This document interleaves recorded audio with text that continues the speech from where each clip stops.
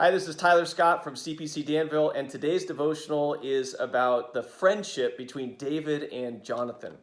We pick up their story in 1 Samuel 18. This is right after the epic battle of David and Goliath, and it says, after David had finished talking with Saul, and do you remember that talk? That's when David walked in with Goliath's head in his hand and dropped it right at Saul's feet. And it says, after that talk with Saul, Jonathan, who was standing there, that was Saul's son, became one in spirit with David, and he loved him as himself. He said, that's my guy, that's my dude who just did that.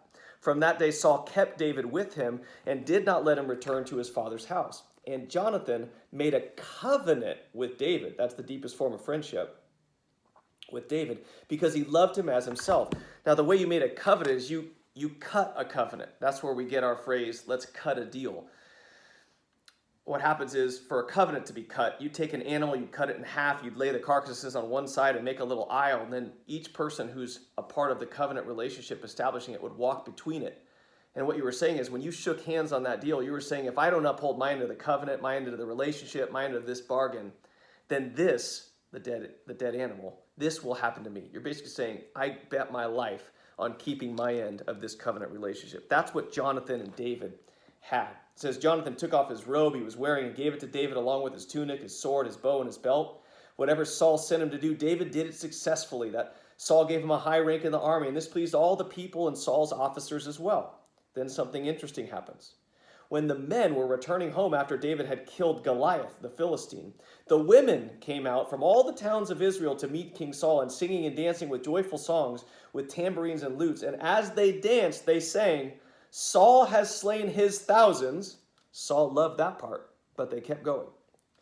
And David, his tens of thousands. Verse 8 says, Saul became very angry. This refrain galled him. They've credited David with tens of thousands, he thought, but me with only thousands. What more can he get but the kingdom? And it says, from that time on, Saul kept a jealous eye on David. Saul didn't love David. He was jealous of him. Jonathan and David loved each other as best friends, though.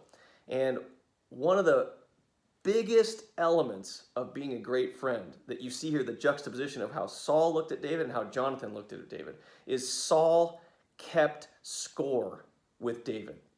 He kept score. Jonathan did not keep score with David, and David did not keep score with Jonathan. It reminds me of 1 Corinthians 13, love is patient, love is kind, does not envy, does not boast, is not proud, is not rude, is not self-seeking, is not easily angered. It keeps no record of wrongs. Love doesn't keep score. That's the mark of a great friendship, when you don't keep score. One of my favorite verses in Scripture about friendship is in Philippians chapter 2, verses 19 and 20. And Paul's talking about sending Timothy back to the church at Philippi. And he says, I hope to send Timothy soon. He goes, yeah, that Timothy. I have no one else like him. Do you have someone like that in your life? Like Saul had with David and like Jonathan had with David and David with Jonathan? Like Paul had with Timothy and Timothy had with Paul? I have no one else like him.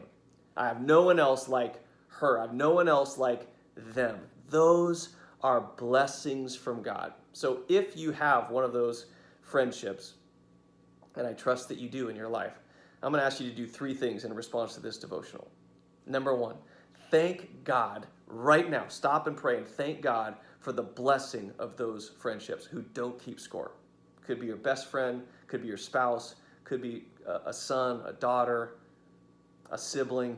Thank God for those friends where you don't keep score. Number two, be that type of friend who does not keep score. Love keeps no record of wrongs. It doesn't keep score. It's willing to give its life up. Like, by the way, in 1 Samuel 20, Jonathan risks his life for David. He proves it. Here's the third thing.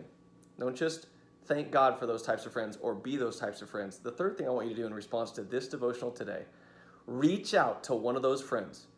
Call them, text them, email them, reach out, get connected with one of those friends and just tell them you love them, you care for them, and you're grateful to God for that friendship. You'll be glad that you did. I'm praying for you. God bless you.